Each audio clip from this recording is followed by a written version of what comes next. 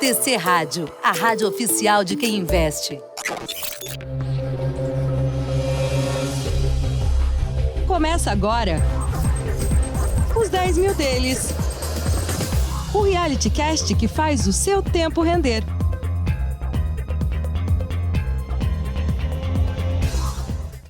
Ahá, senhoras e senhores, estamos chegando ao vivo para todo o Brasil, 3 horas 2 minutos. Vamos que vamos com mais um episódio deste reality que chacoalha o coração financeiro do país. Os 10 mil deles, que são quase 11. Estamos voltando, hein? Avisa que nós voltemos agora. Quem segura nós?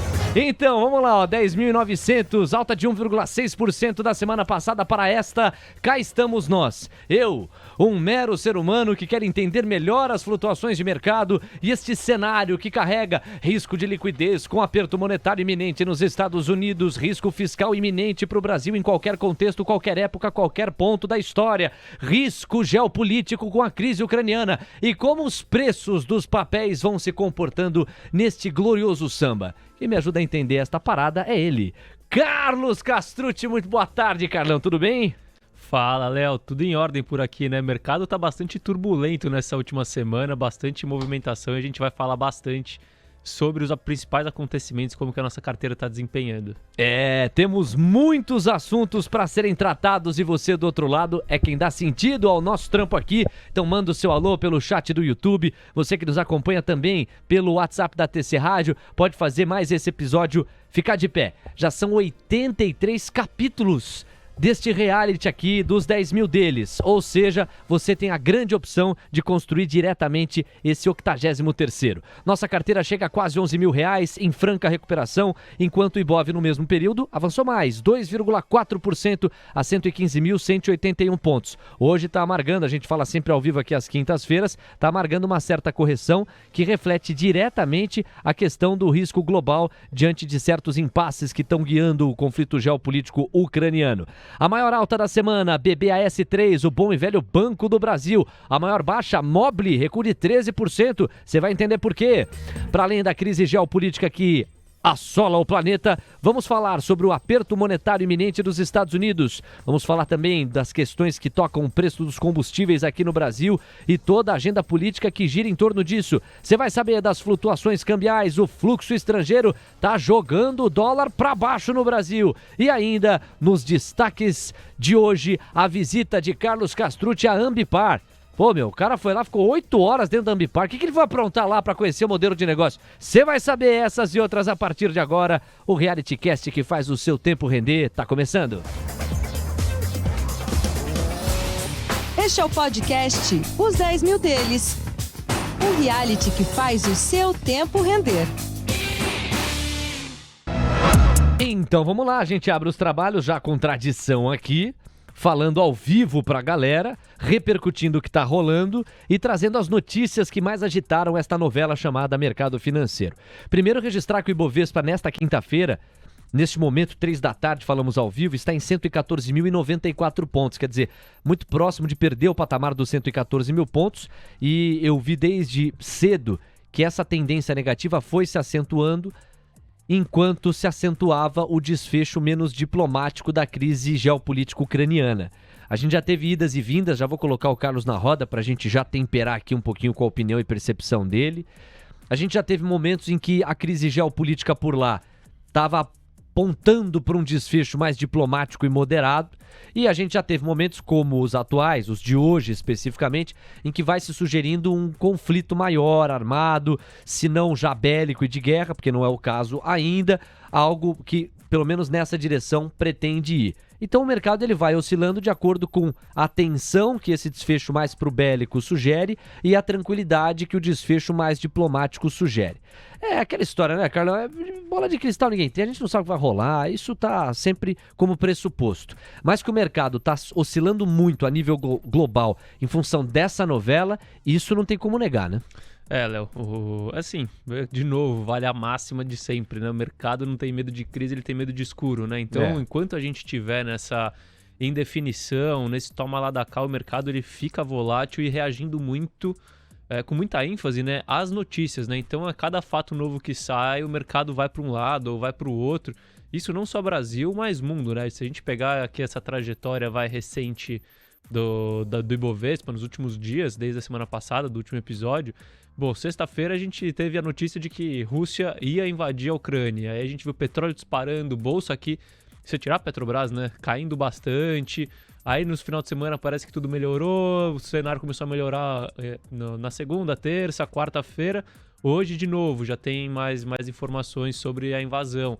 E a gente tem que lembrar que, assim, eu acredito que a solução que o governo russo, nesse caso, busca, nunca é, assim, os governos de uma forma geral, nunca é a guerra, é o conflito, né? Mas eles usam essa questão do conflito, da guerra, para barganha, né? Para barganhar negociações entre países, negociações comerciais e assim em diante. E é o que a Rússia está tentando fazer, né? Então, claro que a gente tem que acompanhar conforme as coisas vão evoluindo. Eu, se tivesse que apostar, eu apostaria que não vai ter uma guerra, né? Mas nada é impossível, né? Eu acredito que existe sim uma probabilidade relevante de a gente ver uma invasão efetiva, a depender do quantos países que a Rússia quer negociar com vão ceder antes dessa possível invasão.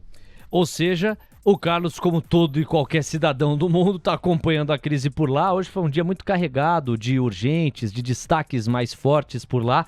A cada atualização da movimentação russa em torno do conflito, a gente tem atualizações e vamos trazer para você por tabela. O que de mais novo existe é que os russos acentuaram o tom e o discurso, exigindo contrapartidas por parte do Ocidente em dois sentidos. O primeiro, diminuição das interferências na região ucraniana que, entendem os russos, pertence muito mais a eles no sentido de influência geopolítica do que ao Ocidente, leia-se Estados Unidos. E aquela contrapartida exigida por parte da OTAN.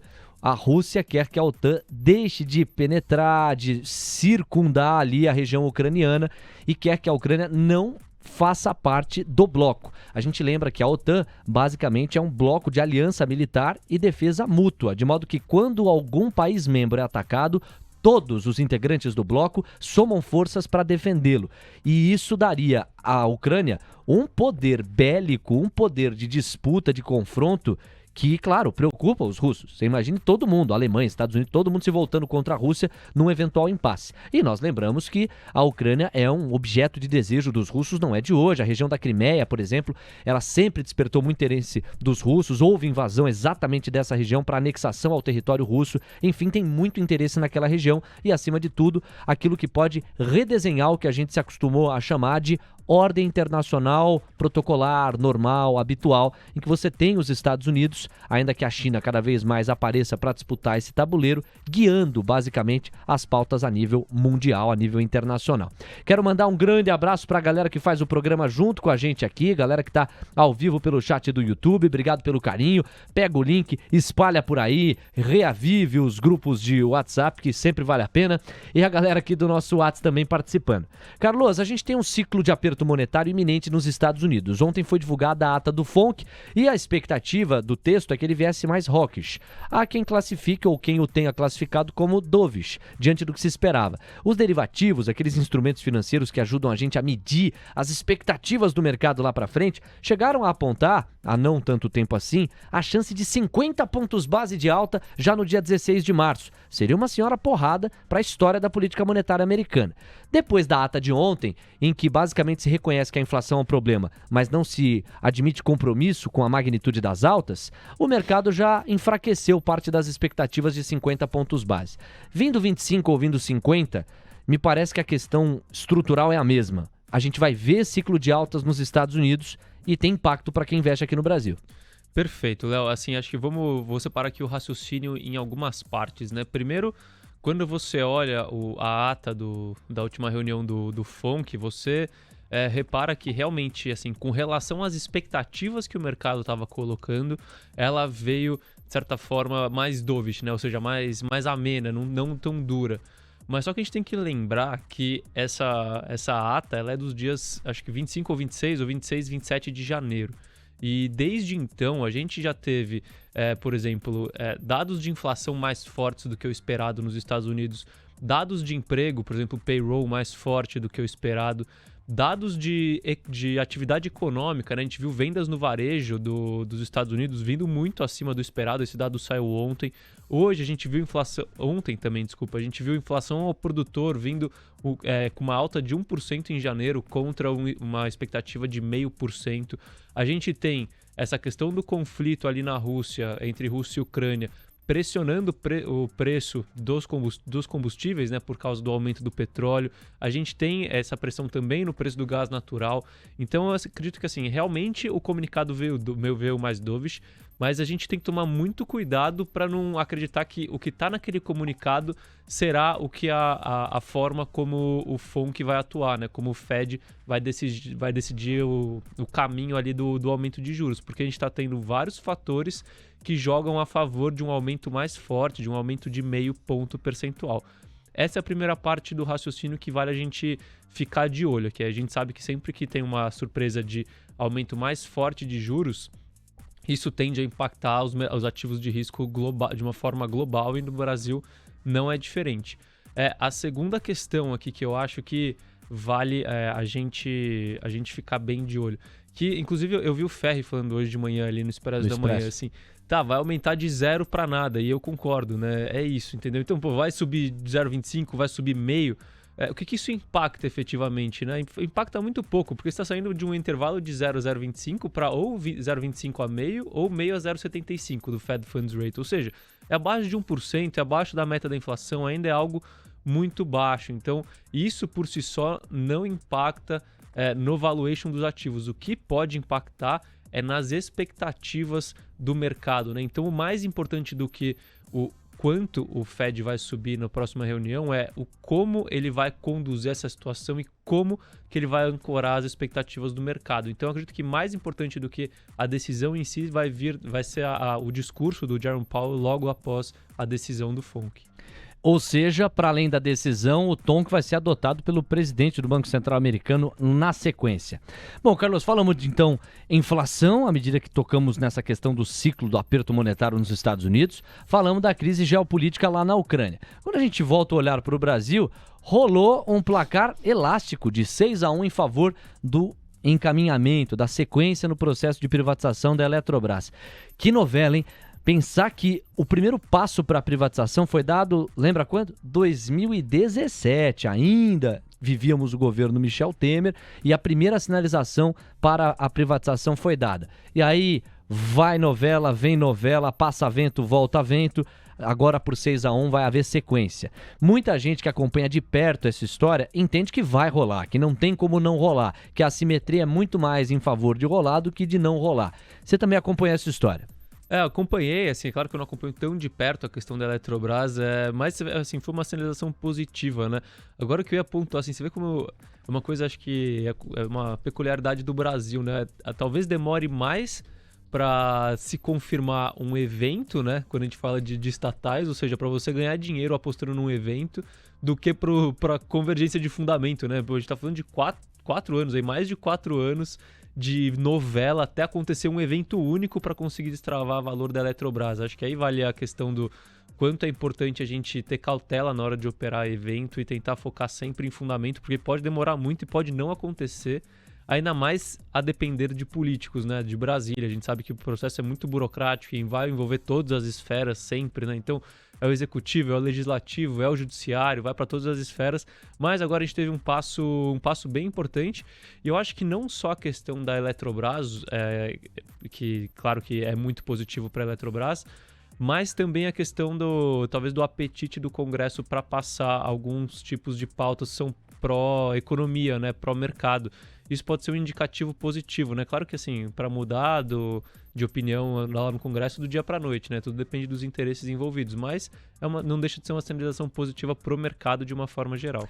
Você vê assim, a cada dia que passa, eu dou mais valor ao timing, porque, claro, o longo prazo, ele nesse aspecto protege, sobretudo a escola fundamentalista, porque você vai vendo a consistência dos resultados, dos números, o alinhamento que há entre eles e a tese, e no longo prazo se dissipam os ruídos e há uma convergência entre preço e valor. Bonito. No curto prazo, no entanto, quem não tem timing, olha, sofre. Eletrobras, você citou, hoje é um dia de relativa sangria, de um certo recuo de 1% aí para o Ibovespa, depois de vários dias de subida, é verdade.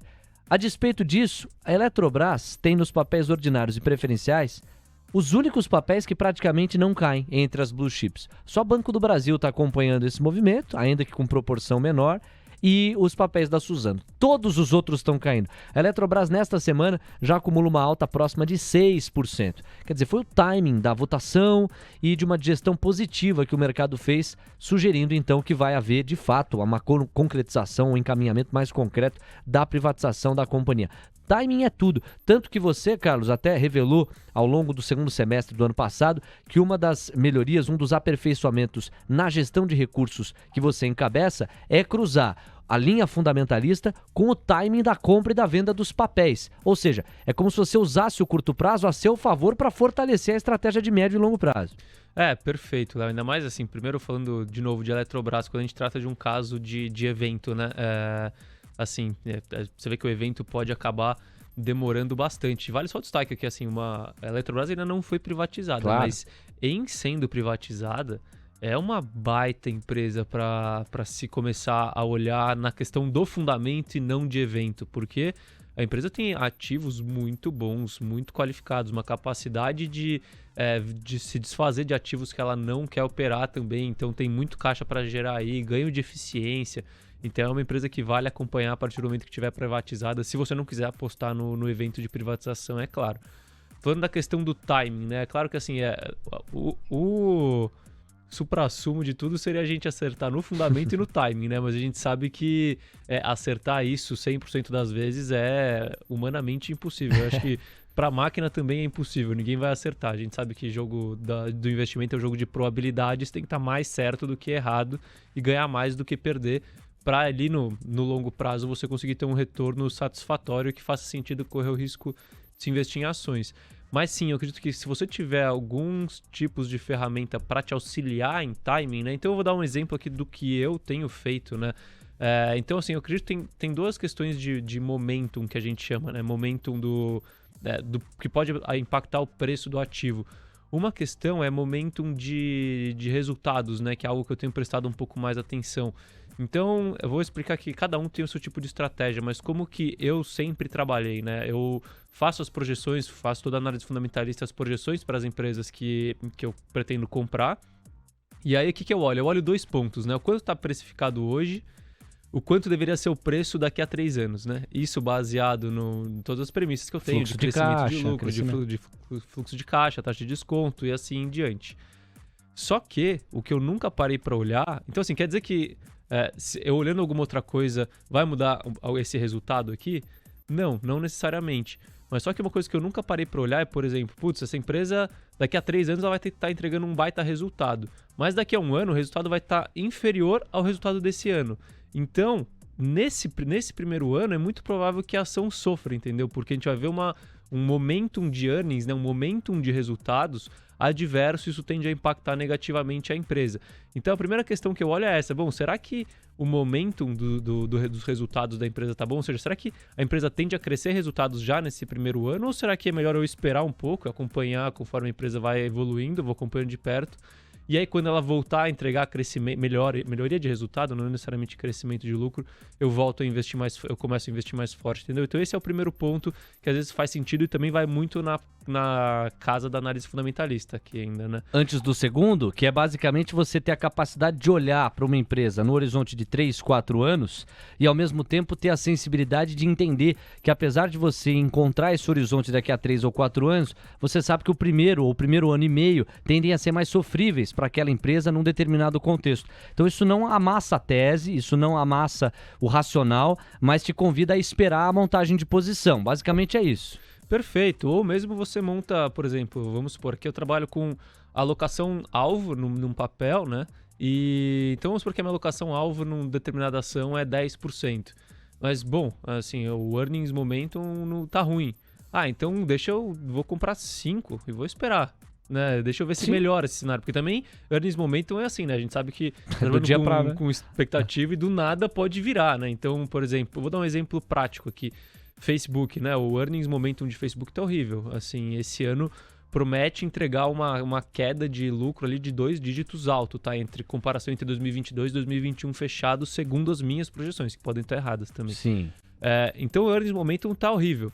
Mas, bom, o Facebook já, com o resultado do quarto trimestre, já antecipou grande parte dessa movimento adverso no preço, né? Então, será que daqui em diante já não... O que a empresa... Já não é mais difícil a empresa ter surpresas negativas no resultado e mais fácil ter surpresas positivas? Então, tudo muda de acordo com o comportamento de preço e com o comportamento do último resultado que saiu, entendeu? Então, claro que é um jogo um pouco complexo aqui, mas que a gente tem adaptado, tem utilizado bastante dentro da estratégia. Boa. E o segundo ponto aí é a questão de momentum de preços, né? Aí envolve um pouco mais de análise estatística e a sensibilidade é um pouco mais complexo também, fica um pouco mais sujeito a erros, né?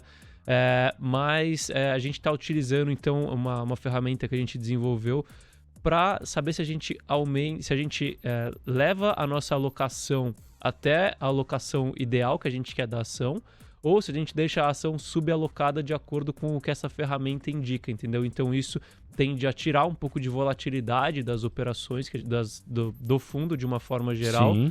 E tende a auxiliar a gente a comprar mais barato do que a gente estaria comprando normalmente e vender mais caro do que a gente estaria vendendo normalmente, porque a gente está sempre se aproveitando dos sinais que essa ferramenta mostra para nós. Então, isso é, de certa forma, um pouco das ferramentas que a gente utiliza hoje, mas é claro que não existe a fórmula certa, né? Cada um tem a sua forma de operar, gerenciar o seu patrimônio. E aí eu lembro muito, assim, das palavras do Tato Barros, porque eu acho muito acertado que ele já falou pra mim em mais de um contexto. Ele falou assim, o meu ano eu faço, se você for somar a intensidade dos 12 meses, em 2 ou 3 meses. Quer dizer, são os acertos de 2 a 3 meses que fazem eu virar todo ano, cobrir todo ano, surfar todo ano.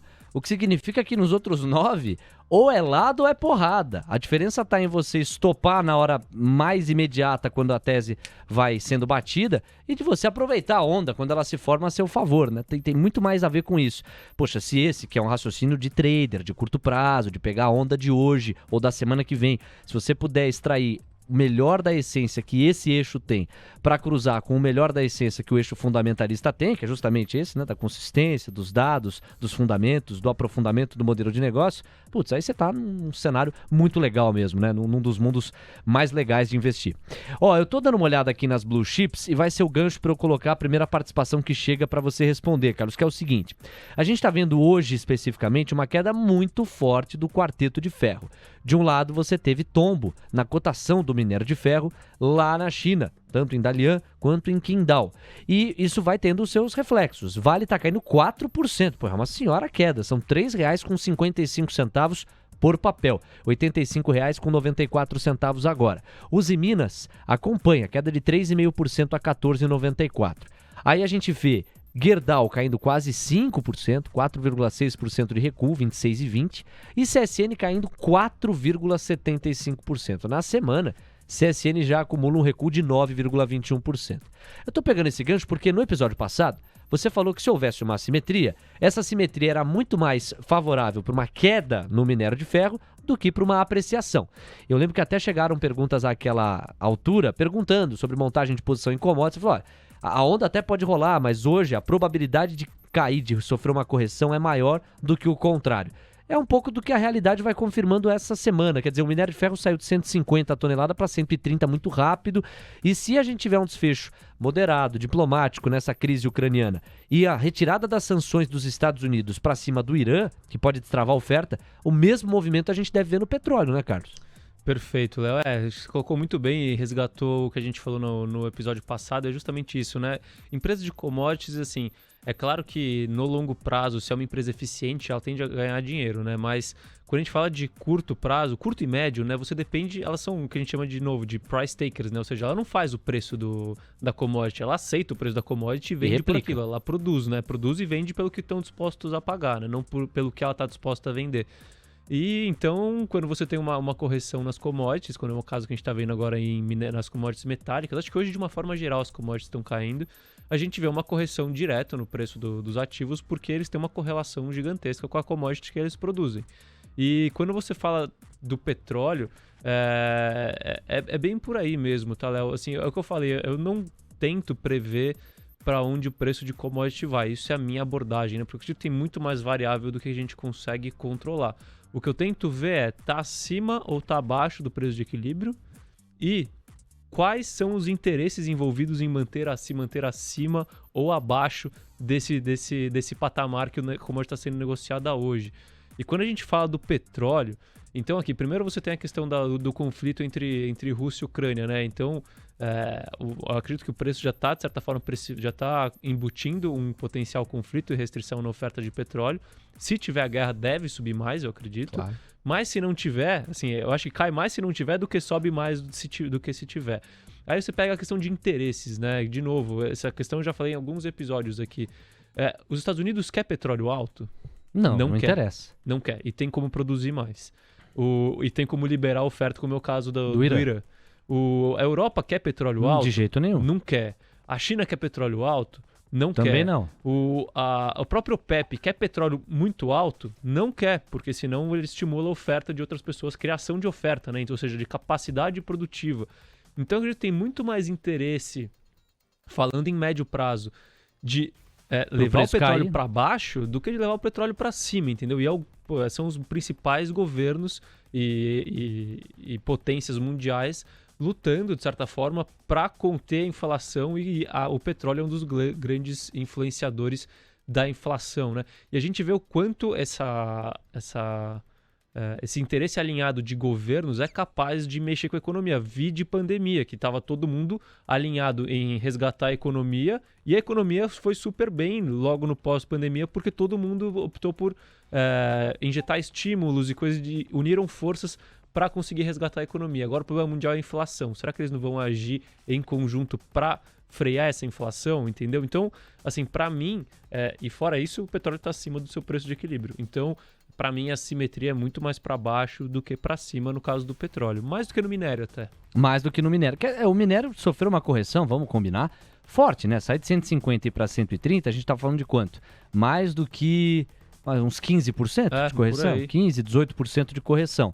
Poxa, é um cenário e tanto, né? Você vê, o petróleo, eu tô dando uma olhada na cotação de momento. O Brent, que é a referência para a Petrobras, nós aqui do Brasil. 2,26% de queda. $92,67. Você vê, a variação percentual é até expressiva, mas considerar que ainda assim nós tenhamos um barril a $93 quase, tá distorcido, você tem um desequilíbrio aí, né? E de um lado uma corrente que aponta muito $100, não é difícil se a crise geopolítica não tiver um desfecho diplomático, moderado, etc. Mas você tem uma outra corrente que aponta para essa desproporção de interesse, muito mais evidência sugerindo interesse maior com o preço para baixo do que o oposto. A pergunta que eu ia te fazer mesmo era o da OPEP+. Mas você pontua, né? Se ficar alto, os caras ficam felizes lá. Mas se ficar muito alto também, você vai fazendo outras partes do mundo começarem a se coçar para produzir ou outros tipos ou outras formas de energia. É o que você chamou de incentivar produção, né? Capacidade produtiva. Capacidade produtiva, exato. Capacidade produtiva.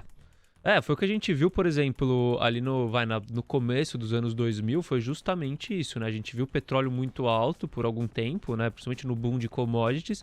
E o que aconteceu? Os Estados Unidos, que extrai além do WTI, né, que é do Texas, extrai o óleo de xisto, que é super caro de se extrair, que está na casa de $60, mas com o petróleo ali a 80, 90, $100, começou a criar capacidade produtiva, falou, vamos produzir mais, tá dando dinheiro.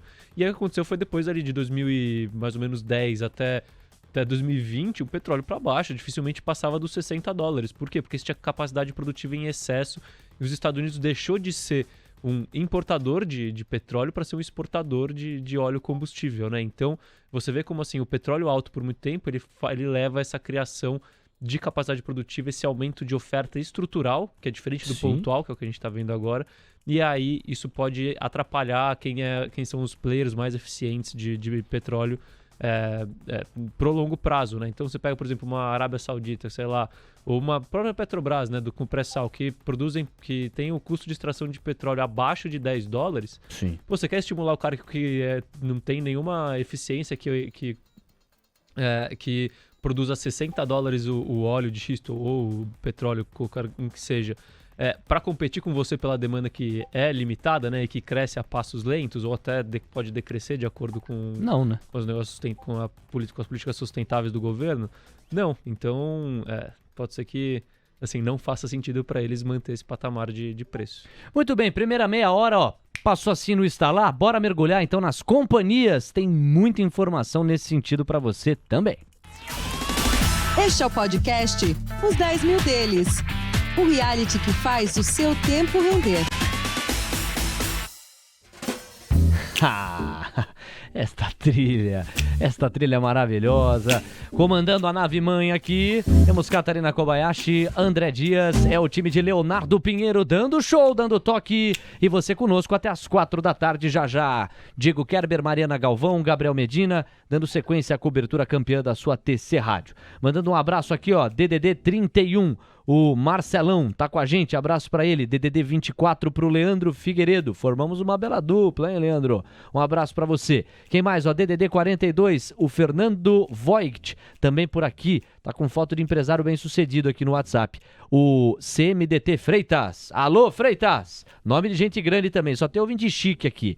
Quem mais, ó? Todo o povo aqui é do Jardins, ó. DDD 11, Cacá Correia. Aê, Cacá, nome de bom meio campo. Então, às 3h33, bora mergulhar nos destaques corporativos dessa edição. Primeiro, reconhecendo o que foi bom e o que foi ruim da semana passada para essa. Por exemplo, o destaque positivo foi Banco do Brasil. No oferecimento de os humilhados serão exaltados, Bradesco era uma posição relevante na nossa carteira, segue sendo. Veio o resultado, e aí o Carlos até pontuou a questão de narrativa, por um ângulo que se veja, ou daqui ou de lá, você pode atribuir o sentido que houver de brecha para ser atribuído. No caso do Banco do Brasil, a narrativa colocada foi de muita consistência e de positividade, o mercado digeriu bem. Isso se traduz numa alta acumulada dos papéis BBAS3, no nosso caso, em 10,7% de quinta passada até a quarta, que é quando a gente faz o fechamento aqui dos números e estatísticas. O que você achou dos resultados do BB, meu caro Carlos Castrucci? Foi um belo resultado, né? Que assim, do Banco do Brasil, ninguém espera nada, né? E, nossa, pré-resultado, depois eu vou entrar no detalhe dos resultados, mas pré-resultado eu já achava o Banco do Brasil barato. Depois que eu atualizei minhas estimativas baseado nos resultados que vieram e no guidance que o banco deu, nossa, aí o Banco do Brasil ficou ainda mais barato na minha visão, assim, então... Mas assim, Carlos, do meu lado aqui, uma coisa que eu... Até que ponto é narrativa? Até que ponto você tem brecha para uma narrativa que justifica uma queda de quase 9% para o Bradesco no dia seguinte aos resultados? Porque se fosse só uma questão de narrativa, talvez alguém pudesse encontrar um ângulo para falar, o resultado do Banco do Brasil foi bom, mas... No caso do Bradesco, teve ângulo dizendo que o resultado foi consistente por ABC e também teve ângulo dizendo mas tal. Você vê a diferença ou é meramente a questão narrativa? Em outras palavras, o resultado do Bradesco deu brecha, ainda que num exagero pela mão de ferro que o mercado pesou, deu brecha para que de fato houvesse ali uma frustração e Banco do Brasil não? Ou os dois resultados vieram fortes e a questão da narrativa se sobrepôs aos fundamentos? Bom, eu acho que tem algumas questões aqui, né? Primeiro, falando assim de relação de valuation, né? Quando eu falo assim que todos os bancões estão baratos, todos os bancões estão baratos.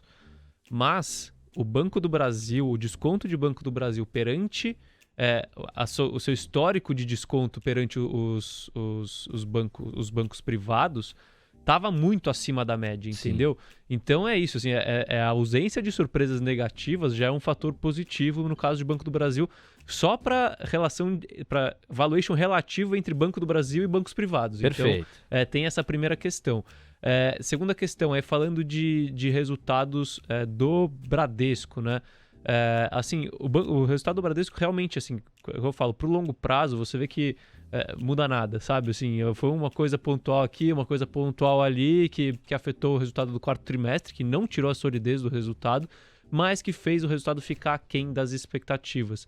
E aí, então, assim, o Bradesco, no final, o resultado do quarto tri deu margem para um movimento de frustração do consenso, né? Frustração do mercado com os seus resultados.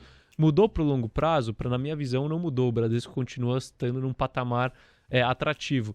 E fora isso, acho que ainda também tem a questão de fluxo, né? Assim, ninguém comprava Banco do Brasil, né? Todo mundo tava comprando banco privado, tava comprando bancão, comprava Itaú, Bradesco e mais Bradesco do que Itaú nesse passado recente. Então, quando você tem uma frustração com o banco que está sobrecomprado e você tem uma surpresa positiva com o banco que está sobrevendido, aí você vê também essa discrepância e essa correção nos preços de uma forma geral, né? No fluxo, um acerto no fluxo.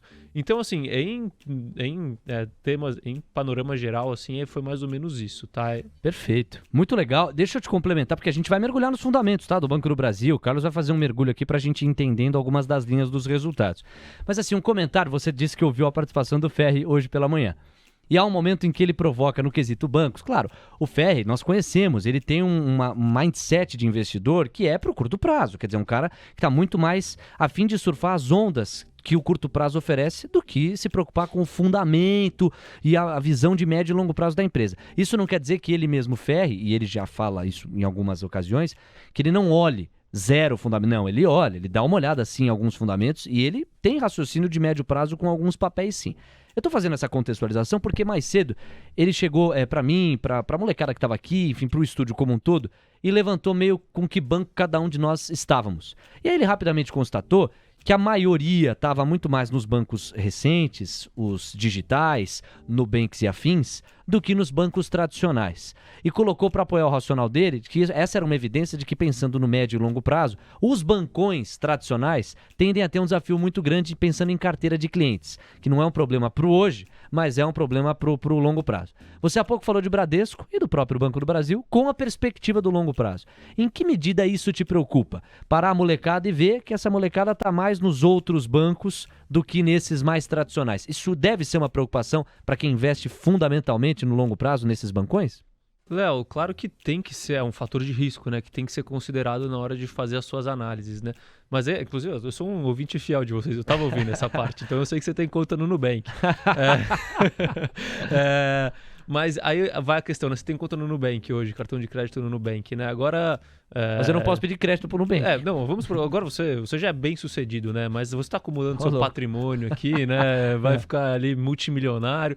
Aí uma hora você tem 10 milhões na sua conta. Você vai deixar no Nubank ou você vai deixar no Itaú com um cartão Black, com uma segurança do Itaú e com todo o cross-selling que eles têm? Eu acho que eu te ligaria, assim, pra... Falou, cara, o que você acha que eu faço? Porque realmente a tendência, no caso de grandes patrimônios, você entende, é uma alocação em bancos mais tradicionais, que configurem uma segurança maior. Isso não te parece que é narrativa, isso é assentado em tradição e consistência que esses bancos têm com segurança do dinheiro, do recurso das pessoas. Assim, eu acho que a questão do Nubank, é claro que, para mim, eu sou usuário do Nubank também, tá? Então, é o principal banco que eu uso hoje também. Eles têm um serviço muito bom, um aplicativo muito usual, muito fácil de utilizar, né? Mas, assim, eu tô no Nubank porque ele é de graça, sabe? Porque, assim, pelo que eu tenho, pela capacidade que eu tenho de ter coisas de graça nos bancos hoje, o Nubank é o que me oferece mais coisa. Agora, a partir do momento que eu tenho 10 milhões na minha conta ali, que eu vou ter um gerentão de private, qualquer coisa que seja... Um atendimento mais, né? Do Itaú, de graça, que eu vou ter um cartão Black do Itaú, de graça, que eu vou ter a segurança de um Itaú, de graça, por que eu vou ficar no Nubank, entendeu? Ou o oposto, se o Nubank começar a me cobrar taxa igual o Itaú me cobraria... Eu não vou ficar no Nubank, eu vou ficar no Itaú. Elas por elas, eu prefiro ficar no Itaú, entendeu? Que tem muito mais segurança. Sim, quer dizer, você está trazendo um argumento mais sofisticado, pensando em grandes patrimônios, em gestão de grandes recursos, em cuidado de grande grana mesmo. E realmente me parece que faz sentido sim, Carlos, porque eu vejo consistência nisso. Eu acho que se eu parasse alguém na rua com um grande patrimônio, haveria mais chance dessa pessoa dizer que ela tem um atendimento personalizado, com taxas muito favoráveis ou até sem taxas, dependendo do interesse que o banco tenha sobre ela, numa instituição de mais tradição e quilometragem. Para mim faz sentido. Agora, pensando no argumento do varejo e dos serviços do varejo, é claro que se você tem um grande cliente, a chance de você capitalizar em cima, puxa, muda de patamar. Mas você também não pode desprezar a questão do varejo. Nesta do varejo, esses bancos maiores e tradicionais, eles estão sendo mais ameaçados a despeito de que esses novos bancos, como o Nubank, não têm a expertise na concessão de crédito, que é o grande chute para você fazer o gol, pensando no modelo de negócio de um banco?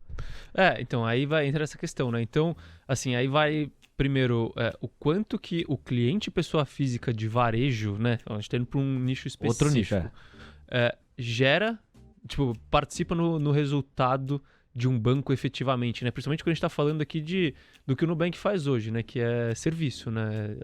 Serviço, cobra... Sim. Claro que tem o juro do cartão de crédito, a forma de crédito que eles dão hoje, mas essencialmente é serviço. O quanto que isso representa do resultado de um bancão, né? É muito pouco, sabe? Primeiro assim, o bancão ele ganha dinheiro mesmo dando crédito, né? Então, o Nubank, assim, pode chegar a fazer isso, mas a gente já viu que não é tão simples como as pessoas imaginam, né? Que tecnologia vai disruptar a vida Stone, o que aconteceu, né? Stone não. Eu vou crescer via microempresa, pequena empresa, não sei o que lá. Ah, não, agora tô gigante, base de cliente gigante, agora vou monetizar minha base, vou dar crédito. Deu crédito, ó, tomou ferro, né? Porque crédito, cara, não é a Cogna foi nesse caminho? Lembra do crédito? Cogna foi, e ainda foi menor, né? Ainda é uma coisa específica, claro. Um nicho. Mas, cara, dar crédito, assim, é isso. É o que deixa um banco, é o que dá dinheiro para um banco, é o que quebra o banco. É o crédito, tá? Então não é uma coisa elementar.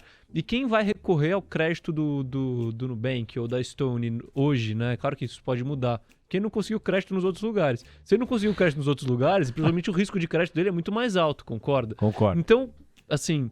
Tá vendo? Não é uma coisa simples de se fazer, né? Sim. E aí a gente pode ter até, por exemplo, varejo, cartão de crédito, qualquer coisa que seja no Nubank, conta corrente, mas na hora de tomar o crédito imobiliário para financiar a casa, o cara vai no Santander, o cara vai no Bradesco, o cara vai no Itaú.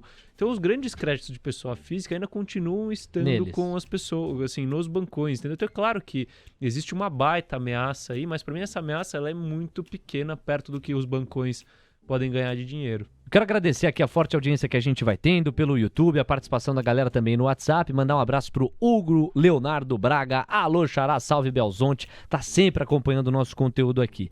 Pô, com isso a gente falou do argumento de grandes patrimônios, a gente falou do argumento varejista e dessa expertise que os bancões têm na concessão do crédito, que os bancos novos não têm, a exemplo do Nubank, mas falta um terceiro ponto para eu te ouvir, e aí a gente já pode mergulhar no resultado específico do Banco do Brasil, que são as agências. Esses me parecem serem passivos que esses bancões vão ter que administrar e vão ter que fazer um certo desinvestimento. Porque antes era um evento você ir para o banco. Você vestia a sua melhor roupa, pegava o boletão da massa, ia lá pagar, todo chique, engravatado na agência. Isso foi se perdendo e hoje só vai para a agência quem está precisando esticar a perna, porque você pode resolver tudo, né, digitalmente e tal. Esse ângulo das agências enquanto passivos que os bancos tradicionais vão ter que remanejar, te causa que tipo de reação, Carlos? Como quem monitora o modelo de negócio dos bancos e avalia os resultados. Isso já está fazendo um grande problema nos resultados? Ainda não? Os bancos já estão se planejando para sair, tirar o pé desse eixo das agências físicas? Conta um pouquinho do que você tem descoberto e o que te ocorre na cabeça ao falar disso. Isso para mim é ganho de resultado na veia para os bancões, né? Porque primeiro, assim, eles quase não têm, assim, claro que às vezes vai ter uma ou outra, mas hoje em dia, diferente de antigamente, os bancões, eles não têm os imóveis das agências na grande maioria das vezes, né? São alocações, e mesmo se tiverem, é um ativo passível de venda, né? E o que a agência gera pro... Assim, pra que serve uma agência olhando lá para trás, né? Para você captar cliente, para você atender o cliente e assim diante. Então que, assim, para quem não conhece um pouco da minha história, meu pai ele trabalhou muito tempo no ramo bancário e ele sempre me falou, sabe para que serve a tarifa de conta? Sabe para que tem um spread um pouco maior no crédito de pessoa física? Para pagar a agência. Então, a partir do momento que as pessoas não usam mais agência, assim, vamos pegar dois cenários. Se não usam mais agência e continuam no banco, você está com a mesma receita, mas você consegue começar a fechar a agência e reduzir custo. E se você está perdendo clientes para o Nubank, qualquer coisa que seja, você está perdendo um pouco de receita, mas está reduzindo o custo de agência também, porque as pessoas não usam mais agência.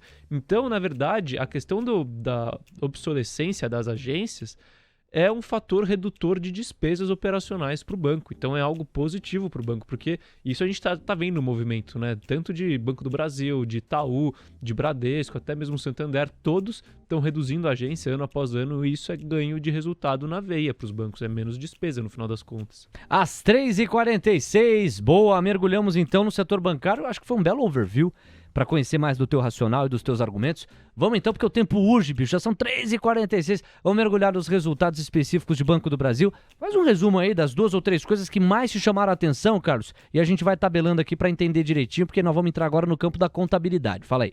Perfeito, Léo. Assim, o Banco do Brasil ele só veio com surpresas positivas o resultado, tá? Então, carteira de crédito veio crescendo forte de novo, margem financeira, ou seja, receita com juros principalmente, veio crescendo, PDD caindo, então pô, aumentou a carteira, ganhou mais dinheiro com juros e gastou menos com provisão para devedores duvidosos.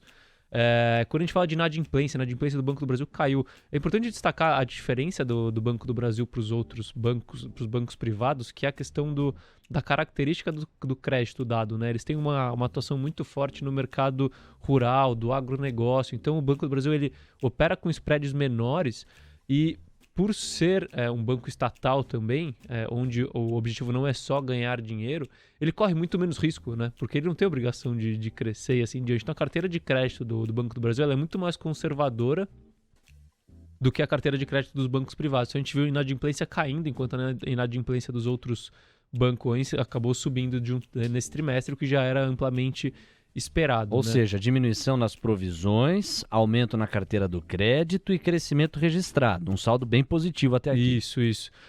Além disso, a receita de serviços, né, que é o que deveria perder, aumentou ano contra ano, aumentou trimestre contra trimestre, mesmo com a ascensão dos bancos digitais. Despesas administrativas cresceram, mas cresceram pouco, tá? Quando você pega o índice de eficiência do banco, que é as despesas dividido pelas receitas em termos gerais, melhorando também, ou seja, o banco está ficando cada vez mais eficiente. E o resultado de tudo isso, para sintetizar, foi um lucro acima do esperado, não só o lucro desse ano, né? Então, entregou 21 bilhões de lucro, que é quase a mesma coisa que os bancões, né? O Itaú e Bradesco, que foi na casa de 26, 27 bilhões. E com o ROI, lembra que eu falava já falei algumas vezes do valuation reverso que eu faço para os bancos, e que o Banco do Brasil estava precificando um ROI implícito de 8%, que era abaixo da Dilma, agora entregou o ROI de 16%, na casa de 16%, ou seja, aí você vê a distinção, né? O banco, para estar bem precificado, ele devia estar no valuation implícito na casa de 16%, para estar bem precificado hoje. Estava a 8%, agora está um pouco melhor, que subiu a cotação da ação. Então você vê que assim, o banco está crescendo carteira de crédito, está crescendo o lucro, ganhando eficiência, aumentando o retorno sobre o patrimônio líquido e continua com desconto relevante. E quando a gente olha para o guidance para 2022, na linha dos outros grandes bancos, também apresentou projeção de crescimento de 2 dígitos de carteira de crédito e de margem financeira, e também aponta para um crescimento de lucro ali de entre 10% até 20% de crescimento de lucro, mais ou menos, no guidance para 2022. Então, a perspectiva continua positiva. É claro que a gente tem agora um cenário eleitoral que deve ser mais turbulento para o banco, principalmente no segundo semestre. Mandando um abraço para as quase 100 pessoas que estão conosco aqui pelo YouTube simultaneamente, para você que nos acompanha pelo TC Station. No YouTube a gente está com uma campanha em busca dos 50 mil inscritos. Falta muito pouco também para a TC Rádio comemorar o seu primeiro ano de vida. Vai ser no dia 15 de março, já está chegando aí. Então, não deixa de se inscrever. Lembrar que este QR Code aqui, aqui no canto esquerdo inferior, é o QR Code que leva você à Roa Asset Management, a gestora que o Carlos encabeça e na qual aplica essa estratégia que ele toda quinta-feira destrincha. E mandar um abraço especial para o Wendel Simplício, primeira vez que eu me lembro da gente interagir por aqui. O Wendel faz um primeiro comentário que eu imagino que a gente tem esvaziado ao falar de varejo nos bancos, porque ele fala, poxa, mas quantos clientes têm 10 milhões de reais em recursos, gente?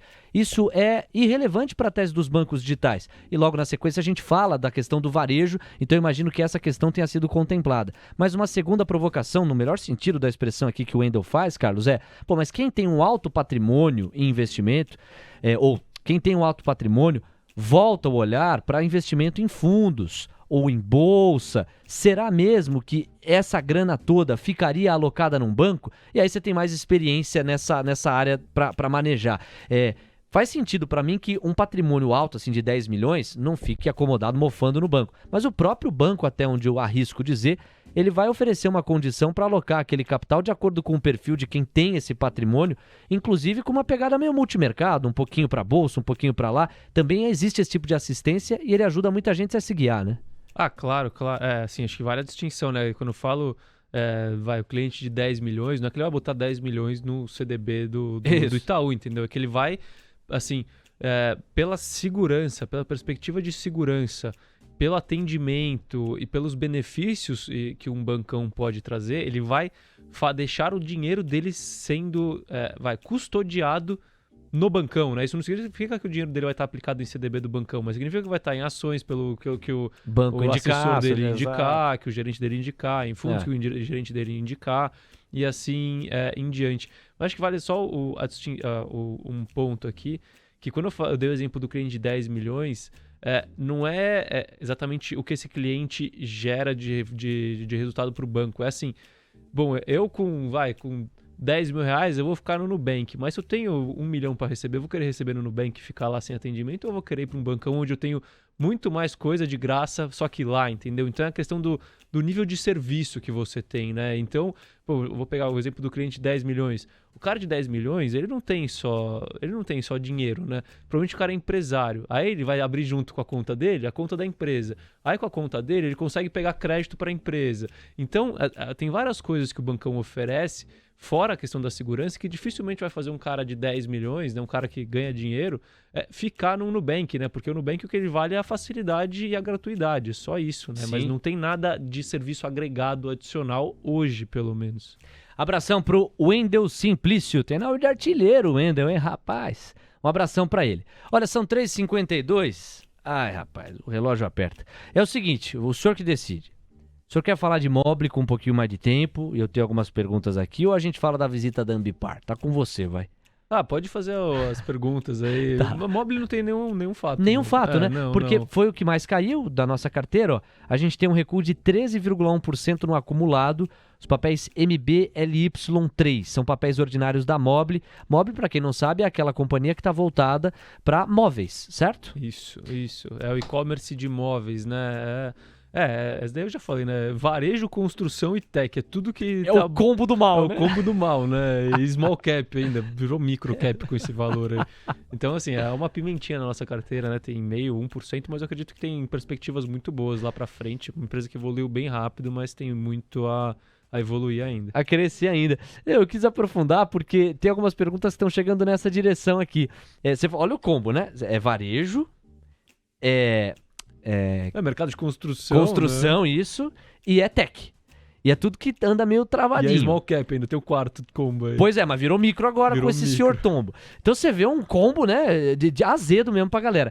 E tem gente perguntando as tuas perspectivas, como você já falou de construção civil em outras ocasiões aqui, a galera sabe que é uma das áreas dos segmentos que você domina. Tem muita gente perguntando, como é que tá o teu racional para esse segmento, se você enxerga com o pico da Selic chegando um destravamento para o setor de construção civil, qual a relação? Acho que vale fazer aí um overview. Perfeito. Assim, o setor de construção civil... Se tem um setor hoje que a gente não pode generalizar o raciocínio, é o setor de construção civil. Tá? Isso você já alerta desde lá, né? Porque assim, então eu vou pegar aqui brevemente algum dos setores, né? Começando pelo... Por exemplo, eu tenho posição em construção civil, duas, né? Que eu já falei algumas vezes, MRV e Lavi. MRV atua no baixa renda, mas não no baixíssima renda, né? Então, assim, ele tá na faixa 2 e 3 do Casa Verde e Amarela e no SBPE. Isso de negócio Brasil, né? Fora a HS que fica lá fora.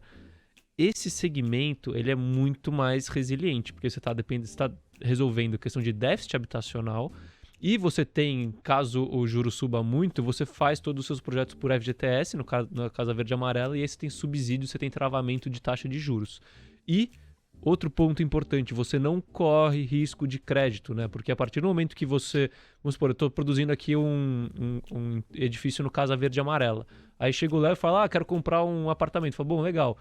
O Léo vem aqui, fala comigo, fecha o contrato. Eu chego lá na Caixa, entrego o contrato para a Caixa faz o financiamento, a Caixa me paga. E se o cliente não resolver não pagar para a Caixa, o problema é da Caixa. A Caixa vai ter que continuar me pagando, entendeu? Então, isso o é uma risco coisa, né? é zero praticamente aqui de distratos, risco de inadimplência. O risco de crédito é da Caixa. A demanda é mais consistente, né? Então, esse segmento eu acredito que tem perspectivas positivas, principalmente as que não atuam na baixíssima renda, né? Que é faixa 1,5 e 2, porque ali você tem preços muito baixos e com o aumento dos materiais de construção no ano passado, as margens estão muito comprimidas. Então, esse é um dos segmentos que eu acompanho e que eu gosto nesse cenário. Quando a gente fala vou para outro extremo, tá? Luxo, altíssimo padrão. Aqui é claro que o risco ele já é maior do que o risco no baixa renda, Mas só que a gente sabe que quem tem muito dinheiro dificilmente é tão afetado pela crise. O que pode acontecer é uma redução no apetite por comprar imóveis, mas empresas que atuam no segmento de luxo, que atuam no segmento de altíssimo padrão, tendem a ser mais resilientes com seus lançamentos, vender mais, distrato tende a ser menor também, e a inadimplência tende a ser pequena. Não significa que está protegido, mas tende a ser pequena. E ela costuma conseguir repassar o aumento de custos para a ponta final, porque o cara que vai pagar 5,800 muda quase nada de milhões de reais num apartamento, né? Para esse cara muda pouco, ainda mais quando você pega no financiamento longo e assim em diante. Então, esse segmento também é bom, mas vale a pena a gente ficar bastante de olho já com ponto de alerta, porque a gente está vendo muitos lançamentos nos últimos anos e caso a demanda arrefeça um pouco, a gente pode ver lançamentos não vingando ou vendendo mais devagar do que se esperava, e isso pode impactar o resultado. Mas com os preços de hoje eu ainda continuo comprado em Lavio, eu ainda gosto do case. Agora, quando a gente fala da faixa do brasileiro médio, né, do média renda ali, ali o risco é muito grande, tá? Por quê? Porque é o cara que está mais exposto a oscilações econômicas, né? Então é o cara que, quando a economia está bem, ele tem um emprego, consegue comprar um apartamento. Quando a economia está mal, ele é demitido, não consegue pagar o financiamento dele. Então, aqui, a demanda é muito mais volátil, o risco de inadimplência é muito mais volátil, de distratos também é muito mais volátil. E a gente já tem alguns indicadores que a gente já ouviu de que as pessoas que contrataram financiamento imobiliário nos últimos anos, principalmente os que contrataram a IPCA+, que foi uma bomba, né, que veio no final das contas para o consumidor, estão deixando de pagar. E se estão deixando de pagar, você vê que a situação para esse tipo de empresa já está mais complexo. E o efeito dos juros, por mais que os juros volte a cair, pode perdurar por algum tempo, porque essa dívida foi se acumulando para esses clientes e eles podem perder poder de compra para comprar imóveis lá na frente. Então, tem que ter essa distinção. Construção civil tem que tomar muito cuidado na hora de investir. Diga não à generalização quando se trata de construção. Rimou aqui, hein? Bonito. Agora é o seguinte, ó. Lembrar que de tudo que você falou, uma das coisas que eu achei mais legais foi registrar que no caso desse consumidor mais classe média ou média baixa, que tem a sua capacidade pagadora cíclica, tem horas que ele tem mais recurso para honrar o crédito contraído, tem horas que ele não tem mais recurso. Essas empresas que dependem desse cara e assumem o risco do crédito, essas precisam ser muito distinguidas na hora de se avaliar a construção civil. Meu caro, tá acabando. Os 10 mil deles. O reality cast que faz o seu tempo render. E agradecendo o carinho da sua companhia, o calor da sua audiência, quero agradecer ao Carlos Castrucci, que esteve aqui para mais uma. Semana que vem, 84º episódio, hein? Rapaz, como tá passando rápido. Um abraço, Carlão. Estamos ficando velho já aqui, já chegamos a 100, né? 100 semanas. Tá bom. Falei 100 mil, você não fala que eu desmaio aqui. 100 mil que a gente quer chegar, né? Tá mas vamos ver qual episódio vai ser. Acho que no 100 não vai ser, mas uma hora chega. Tá bom. Tchau, Carlos. Um abraço. Valeu, gente. Até semana que vem. Um abraço. Obrigado a todos. Vem aí Gabriel Medina, Mariana Galvão, Diego Kerber e toda a equipe do seu Expresso da Tarde. Um grande abraço, saúde, juízo. Até mais. Tchau. Hoje rendeu, hein? Semana que vem tem mais, os 10 mil deles. Disclaimer. As opiniões dadas pelo gestor de recursos Carlos Castrucci sobre empresas de capital aberto e demais ativos financeiros investidos por ele podem configurar conflito de interesse com você, ouvinte. Deste modo, reflita sobre a precisão e a validade dessas opiniões a partir dos seus próprios critérios. Além disso, qualquer comentário sobre investimentos reflete única e exclusivamente a opinião do Carlos. Não se trata de qualquer recomendação de investimento. Ressaltamos ainda que a participação dele não tem como objetivo a venda dos serviços da Roa Asset Management, empresa da qual é sócio e por onde realiza os investimentos dos R$10 mil iniciais do projeto.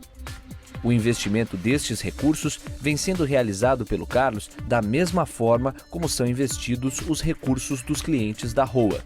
O projeto Os 10 Mil deles persegue as melhores práticas mundiais para o mercado financeiro na atuação de Carlos como gestor de recursos. Assim, ele não vai comunicar alterações na estratégia de investimentos antes de executá-las para os próprios clientes. TC Rádio. a rádio oficial de quem investe.